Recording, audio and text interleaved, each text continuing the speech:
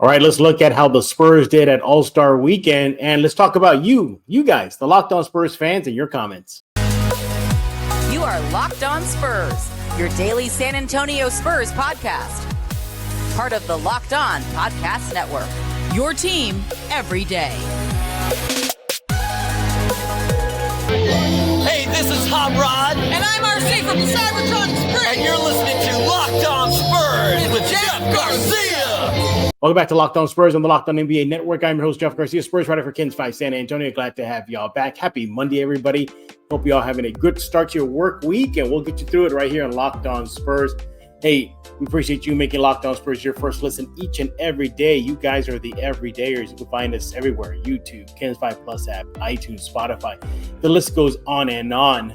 And we'll be having Rudy Campos join us in just a few seconds. We're going to be looking back at how the Spurs did at the AllStar Weekend Saturday events. There was a Sunday event. We'll talk about that. Dominick Barlow did his thing.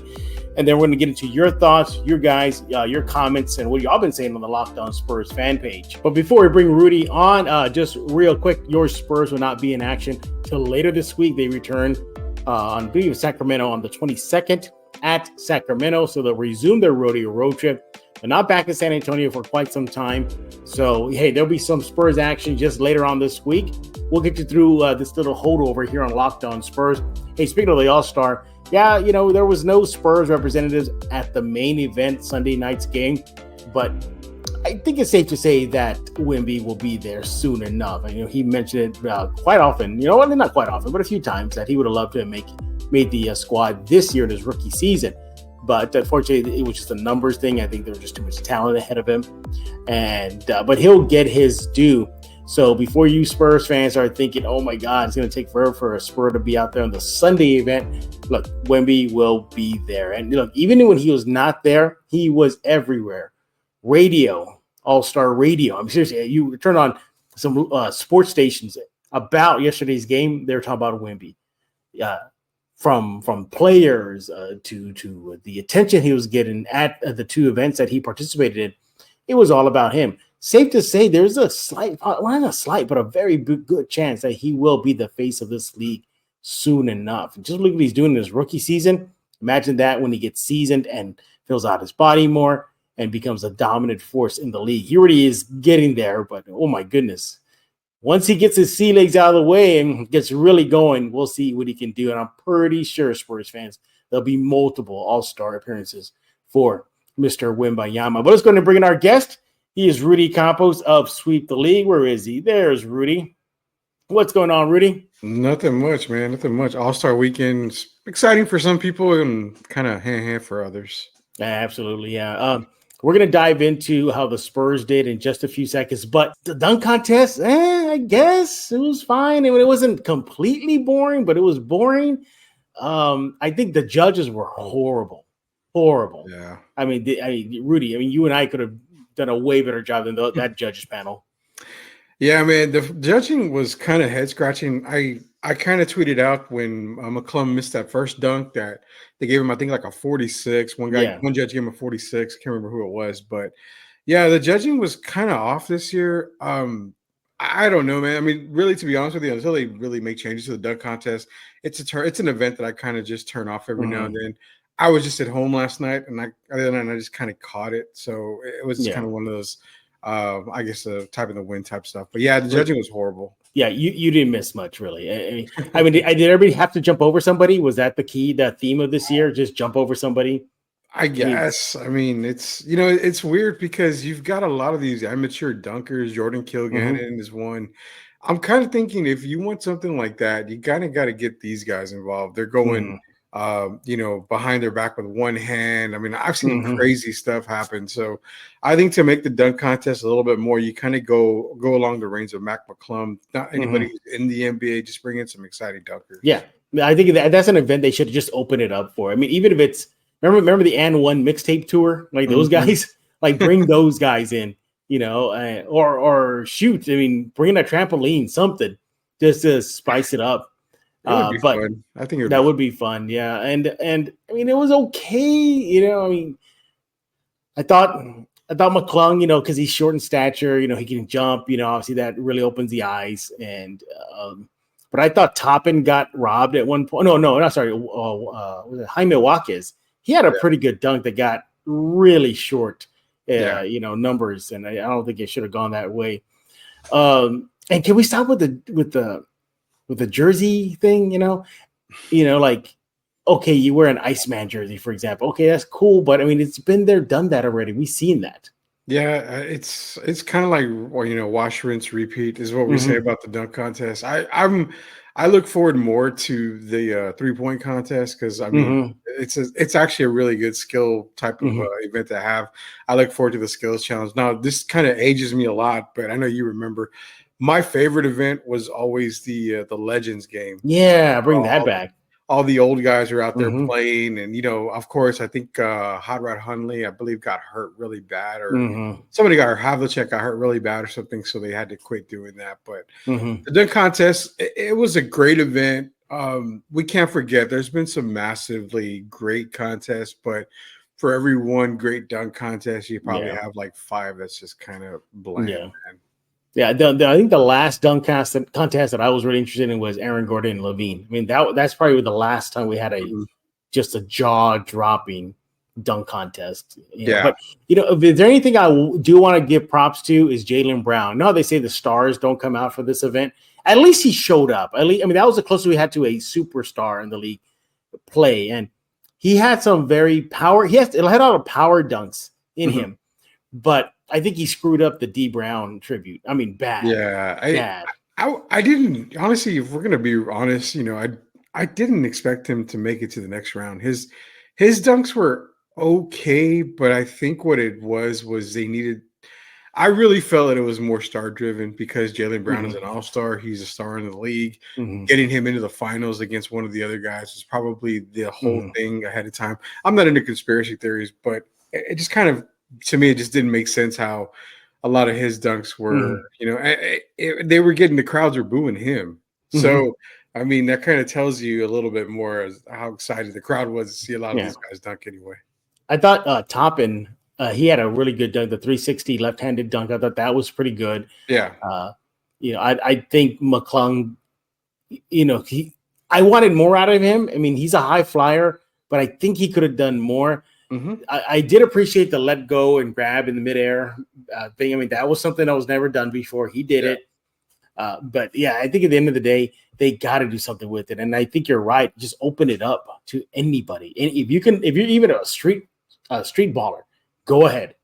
If you can wow a judge and make yourself in, and why don't they have this, Rudy? Have like a nationwide dunk contest for the dunk contest. Like a tournament. I think it's cool. I mean, something like that. What's cool about the NBA AllStar Weekend, if it's for the fans, is what it is. So, I mean, if you involve the fans in any way possible, that could probably, draw even more crowds and probably get more eyes and stuff.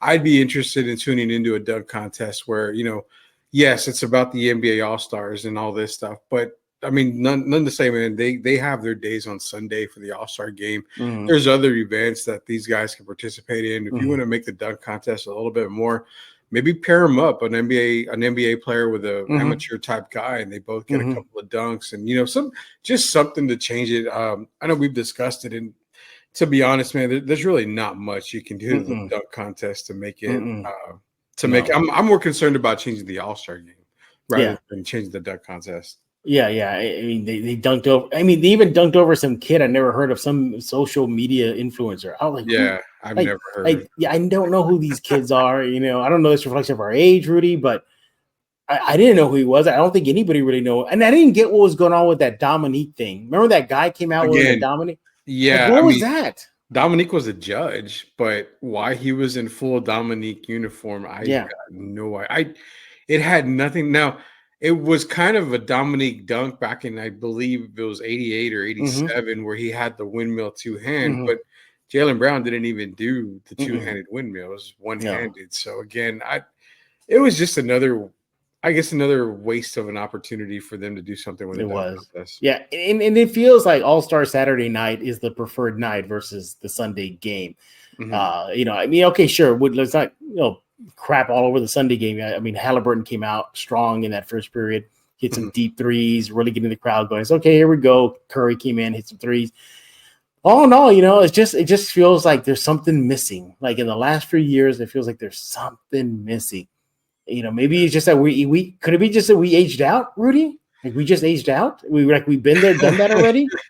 The days of, actually defense playing in all-star games, Michael Jordan, Magic Johnson, Larry Bird, those days are gone, man. I doubt we ever get them back. And that's kind of one thing that I talk a lot about is how do you fix the all-star game? I proposed, hey, there's 12 players. We're putting $12 million. Every winner gets $1 million, and the losing team gets zero. Okay. So, $1 million bonus would make you want to play and win this game. People were saying, we'll do it like the MLB All-Star game, where the winning team gets, home court advantage in the finals. But to me, that's kind of crappy because it's 82-game season. If you bust your butt for 82 games and you get the best record in the league, you deserve to have, at least home court advantage in the finals. But, I know Derek Irvin also mentioned maybe an NBA versus the world type thing. I think that could be the key right there. I think that would be awesome to see. Again, like Luka and Jokic. Joker, a lot of these guys. Yeah, think about it too. Wemby would be on that team world. Exactly. You can kind of open it up to the rosters. You'll have Giannis and those guys. Shea Gilgeous-Alexander, who's having a good All-Star game. He had a good All-Star game as well. You've got so many international players that now it's kind of like NBA versus the world. Something like that would be good. But then again, you go to the players, Jeff, and you're like, can we at least play some defense? Like, don't treat it like an all-star game. You got to find something to get these players to compete. And to be honest, I think it was Kenny Smith that said it, the best thing to do is treat it like summer league. You're not going to go get hurt, but you're going to compete for a roster spot. Right. Yeah. That makes more sense to me.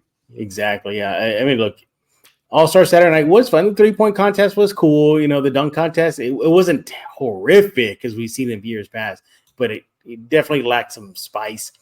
But all in all, look, it was another All-Star weekend, and the Spurs will be back in action later this week. All right, coming up next, we're going to discuss your Spurs, Wemby, Sochan, Barlow at the All-Star weekend. How did they do? What did we think? And that's coming up next right here on Locked On Spurs.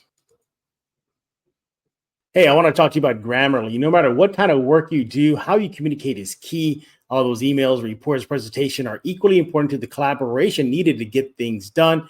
Grammarly can help. Grammarly is your AI writing partner, help you communicate more effectively and efficiently so you can make a bigger impact at work. Look, I use Grammarly when I'm doing my Spurs writing for Kens 5 San Antonio, and I'm getting articles done. When I'm talking to the players and I need to fix my grammar in the articles, I go to get Grammarly. As a matter of fact, I subscribe to it. You should too. 96% of Grammarly users that report Grammarly in a good way say that, hey, it helps them craft better writing. It increases their writing skills. Grammarly works across 500,000 apps and websites. By understanding your writing and context, Grammarly provides relevant, personalized suggestions. Their tone suggestions help you navigate each of the most difficult work conversations. Grammarly is a secure AI writing partner that helps your team make their point and move faster. It is the gold standard of responsible AI with 14 years of experience and just about every IT certification under the sun. Make a bigger impact with Grammarly. Sign up and download for free at Grammarly.com/podcast. That's Grammarly.com, Grammarly.com/podcast. Easier said, done. I also want to talk to you about Mudslingers drive-through coffee, everybody. Hey, you need a quick pick-me-up? You need a caffeine boost? You want to go to Mudslingers drive-through coffee right now. Look, located at 2404 Thousand Oaks Drive, that's near 21 to 1604. They have everything, and I mean everything. Lattes, they got it. Coffees, they got it. Red Bull infused Lightning Bolt series, they got that too. They even got their signature drink called the Mudslinger. They have it all. Good menu, big menu too. Mini donuts, friendly staff, great service, servicing the local community here in San Antonio. And they're proud to do that. And they're proud local sponsors of Locked On Spurs.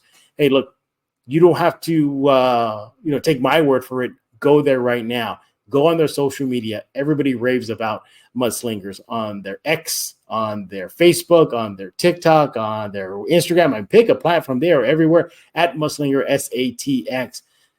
Look, this is one of my favorite places to go. Open every day from 6 a.m. to 6 p.m. Once again, at 2404 Thousand Oaks Drive. So if you're in San Antonio, go there right now. Ask for the OJ. You'll like it. Trust me. So, yeah, Mudslingers Drive-Thru Coffee. Again, 2404 Thousand Oaks Drive. They're located in the 21 to 1604 area, open every day from 6 a.m. to 6 p.m. By the way, they have caffeine-free alternatives. They do have dairy alternatives as well. So they really have you covered at Mudslingers. You want to go to Mudslingers Drive-Thru Coffee right now. Why? Because life is too short for bland coffee.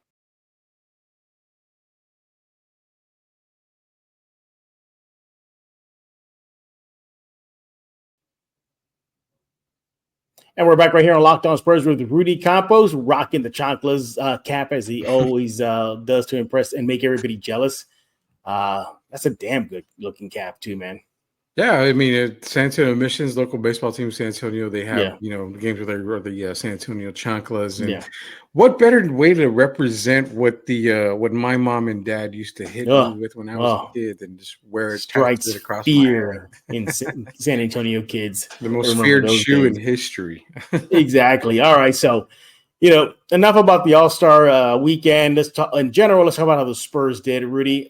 They start off with Sochan and Wemby. They kind of, unfortunately, they did not go against each other. So that was kind of a bummer. I think that was a missed opportunity that would have been great for Spurs fans to see Sochan and Wemby go at each other. But shockingly, the Team G League, which was Detlef Shrimp, they beat what was it? The all rookie team that was with Wemby and whatnot. But I was a little stunned by that. I did not expect that to happen. Yeah, I did not expect the Team Detlef to win. In fact, when we talked about it on Sweep the League, we had Team Detlef in last. I mean, you got a lot of G League guys in there, but I mean, surprisingly, you saw Alondes Williams playing good. Mac McClung, slam dunk champion, was playing good, and it just seemed like they had a better team all around compared to Wemby's team, which is Team Powell. I mean, Brandon Miller was a no-show in that game. You wouldn't have ever expected that with the way he's been playing. And really the three guys that you kind of expected to show up were Wemby, Jaime Jaquez, and Podziemski. And they actually did. I mean, Cason Wallace had a good showing as well. But, yeah, very, very shocking to start that night. Yeah. Sochan, it felt like he just was riding the wave of winning. I mean, he went scoreless for the first two games. His Team Jalen Rose, they did win the whole thing, and I think Sochan pocketed about $25K for pretty much just playing about 9 minutes total ish, give or take.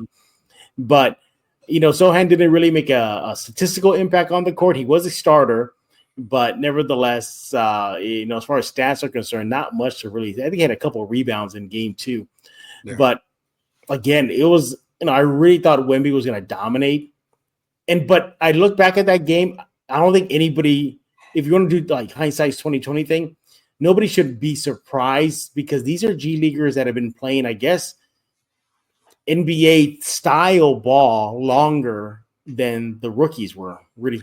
Yeah, so, the one guy that was circled for Team Detlef was Amani Bates. I mean, Amani Bates has been, in the league as well. And that was one guy that they figured would give Victor a lot of trouble.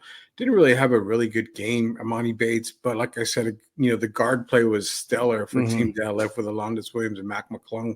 Matej Bazulis, he's another name that gets thrown out in the G League, and he's also another name that a lot of organizations are looking at, to call up and to. I believe he's going to be the draft this upcoming season, if I'm not mistaken, this summer. So, yeah, I mean, let's not be wrong. The G League is obviously the minor league, but these guys are still capable of playing NBA basketball at any points. I mean, they get called up all the time, Jeff. So it's not a surprise to me, but again, it kind of goes to show you that, again, it's a fun weekend. It's a great weekend.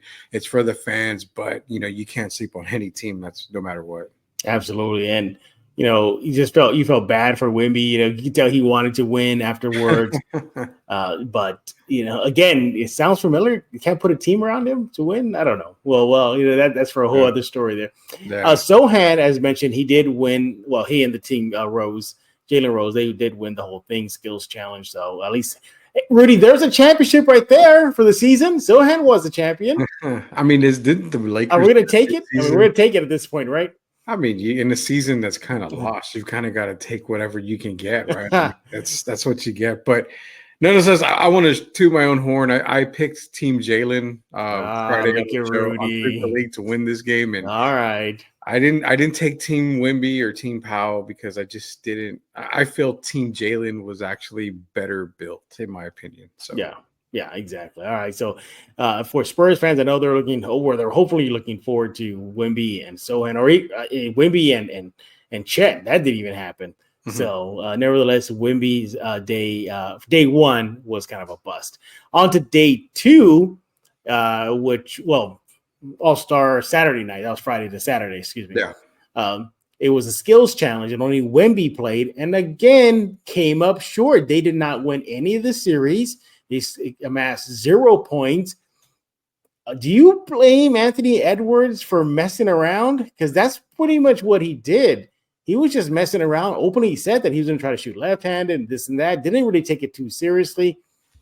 I know it's supposed to be fun and games, but ugh.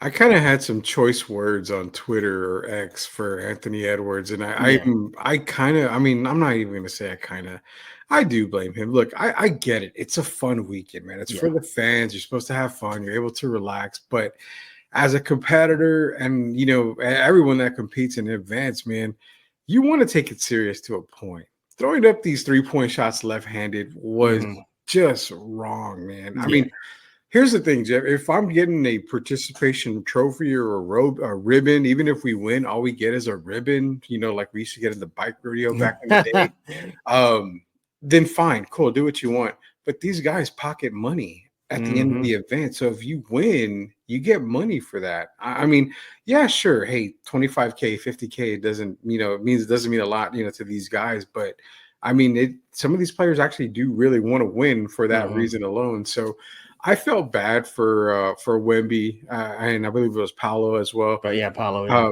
I felt bad for them because they still had a chance to possibly win that event, and to see Anthony Edwards do that's just a joke, man. That to me, that kind of made me maybe a little less of an Anthony Edwards fan after that. Yeah. Again, team top picks, which was with Anthony Edwards and Paolo Banchero, they did not, like you mentioned, they didn't advance. They didn't win any points. Nothing. They were bounced fast. So again, Wemby was on the losing side of things on All-Star Weekend, and that was it for Spurs representation. But not really, because on Sunday, Dom Barlow played in the G League Next Up game. Unfortunately, it was one and done for him too. His team strictly lost in the tournament. I got the score here. Give me 2 seconds.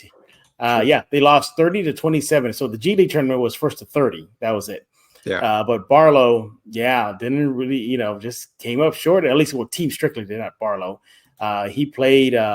He shot 33 for 4 from the field. He had 1 3-pointer. He had a rebound. He had a steal. So I mean, there you have it. He did some impact, but a very quick exit for him too. I spoke to Barlow before he went out to Indianapolis. And he had told me, Rudy, that he had never been to an All-Star game, not even as a fan, not even as a player. Some players just go to hang out. Never even did that. This was actually his first All-Star experience. So at least he got to go and have some fun. So kudos to Dom Barlow. But that's it, everybody. That was all that she wrote at the All-Star Weekend event for your Spurs. All right, coming up next, we're going to get into a couple of fan comments left on the YouTube page. We do that with Sweep the League's Rudy Campos in just a few seconds.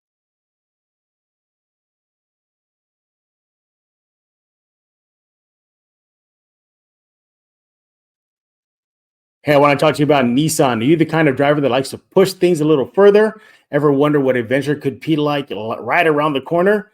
Our friends at Nissan have a lineup of SUVs with the capabilities to take your adventure to the next level. Look, the 2024 Nissan Rogue is perfect for city drives and great escapes. Class exclusive Google built-in is your always updating the assistant to call on for almost anything. Gone are the days of connecting your phone. Google Assistant, Google Maps, Google Play Store are all built into the 12.3 HD touchscreen infotainment system. The 2024 Rogue is the perfect midsize crossover for your next adventure. Hey, what about the 2024 Nissan Pathfinder? Has room up to 8 and expansive cargo capacity and advanced available 4x4 capability. With 284 horsepower and up to 6,000 pounds towing, when adventure calls, the Pathfinder is there to answer. Take the Nissan Rogue, Nissan Pathfinder, or Nissan Armada. Go find your next big adventure. Shop NissanUSA.com. And we're back right here on Locked On Spurs with Rudy Campos of Sweep the League. We're going to be talking about that in just a few minutes. His new home/network, where you can watch, what you can do, how you can interact, what time is it. We're going to be talking about Sweep the League in just a few seconds. But first, a couple comments left on the Locked On Spurs fan page on YouTube. First one up, Rudy, is from Marvelo Bumps. Oh, man, you're going to have fun with this one. So Marvelo says, I thought I was watching the Spurs for a bit there. A team with Wemby finding a way to lose. He's throwing shade at Anthony Edwards. Rudy, this is up your wheelhouse right now. What do you have to say about Marvelo's comments? You know, Marvelo, I completely agree with you 100%. I felt bad. You know, it's bad because you're a San Antonio Spurs fan. You cheer the SA Spurs and Silver Black all day. You see them losing night after night, getting a win here and there. The least Anthony Edwards could do, being that he's on one of the top teams, if not the top team in the league at the time, you can at least get this guy a victory. Give him the taste of victory in an AllStar Weekend, man. I mean, come on. So I feel for you, Marvelo. I understand completely. I am totally anti-Ant Edwards right now. I am on the Anthony Edwards just negative kick right now. If I saw Anthony Edwards right now, I would probably just knock his drink over and walk away. Yeah, Marvelo. Yeah, it was a little frustrating. You wanted Wemby to walk away, with something, whether win at the skills challenge, or make it competitive, or push it to the end. But look, collectively, that team in the Rising Stars game.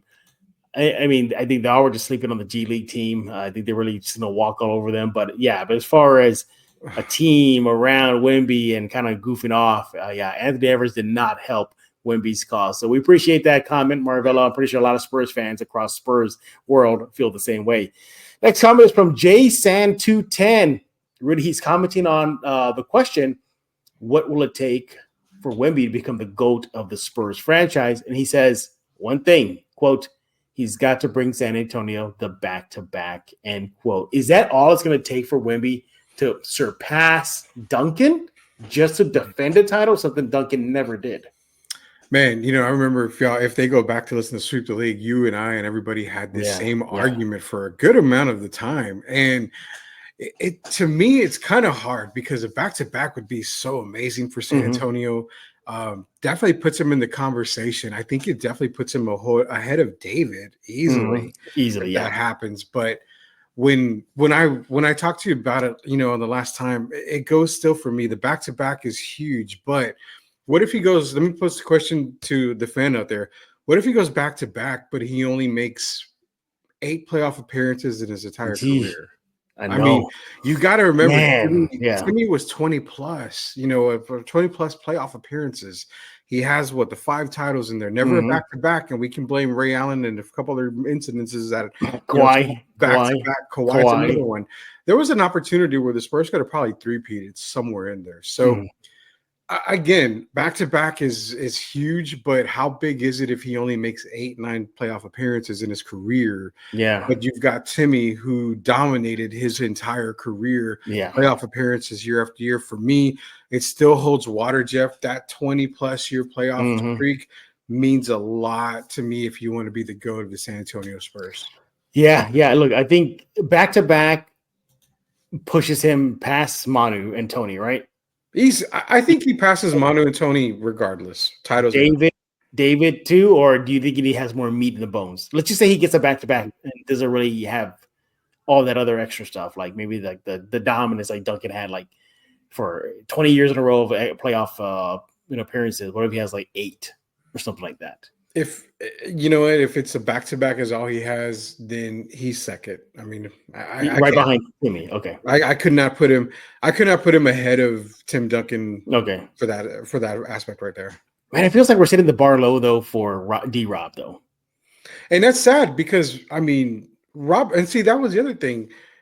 Robinson came in and did a 30-plus game turnaround. I mean, we're not seeing that from Wemby, so you're going to have the sides argue in that sense. Well, hey, you can't put him above David because Wemby didn't have that effect. And you have the other side. Well, David came in, and I mean, you're talking Sean Elliott. You have a team that's already in place that's better than what Wemby has, but then you have the same people arguing, well, Devin's good, Keldon's good, Jeremy's good. I mean, why is he not winning? The arguments are back and back and back. I think that it's going to take a back-to-back to put him above David. Yeah. I think so. But if he has a title here and a title there, I still put David ahead of him. Yeah, exactly. Because David had playoff appearances even before Tim Duncan. They had the run of playoff appearances. So it's those playoff appearances. If you want to be a GOAT, you've got to lead your team to somewhat of a promised land.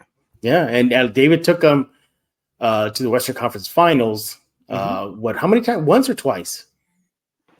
I don't remember twice. Okay, the Portland Trail Blazers was one. Thank you, Rod Strickland. Yeah, and then was it the same? Was it the finals when Barkley closed? No, I think that was the semifinals. I think that was the semis. Okay, so then I thought that was it. May have been a Rockets one, but I know for sure there was one that David took. Yeah, exactly. But hey, you know what, Wemby? We think you can do it. I'm pretty sure, but reaching Tim Duncan levels, that's hard. That's going to be difficult, but we appreciate you, JSan210, for the comment. All right, Rudy, what is going on with Sweep the League, part of the Alamo City Sports Podcast Network? What's cooking? Yeah, so Sweep the League, we promised we were going live. We talked to Jeff about a long time on Locked On Spurs, and now we're live. So we're live Monday through Friday from 2 to 3:30 p.m. Central Standard Time. To get us and to watch us, just go to YouTube, search Alamo City Podcast Network, smash that subscribe button. You'll get the notifications. You can talk to us during the entire show. We interact with all the fans, all the listeners out there. We have great conversations. Just to preview the hottest topic we're going to do, which we have a segment called Spurs Cheeseman. The hottest topic right now. That's a good one. Yeah. I like the little soundbite y'all play. Yeah. We got a video now, so we definitely got a video that go with it. But yeah, we do have the soundbite Spurs Cheeseman. It's going to be a lot of Trae Young and Victor talk this week as well, and also 2025. I mean, people are saying in order to get Trae Young, you've got to trade that 2025 pick back to Atlanta. And I say BS, you don't need to do that. Ooh. So it's going to be a lot of talking. It's going to start, with today, then tomorrow, everything like that. I think it's exclusively on YouTube, right? Yeah, we're exclusively on YouTube now. Yeah. And again, I'm pretty sure. Well, by the time this show debuts today here on Monday, Rudy's will be later on the day. And that's what I like about it, Rudy. If people really think about it, the power of local sports on YouTube between Locked On Spurs, Sweep the League, Acquired Taste, and you got Mike Taylor doing his thing within the building.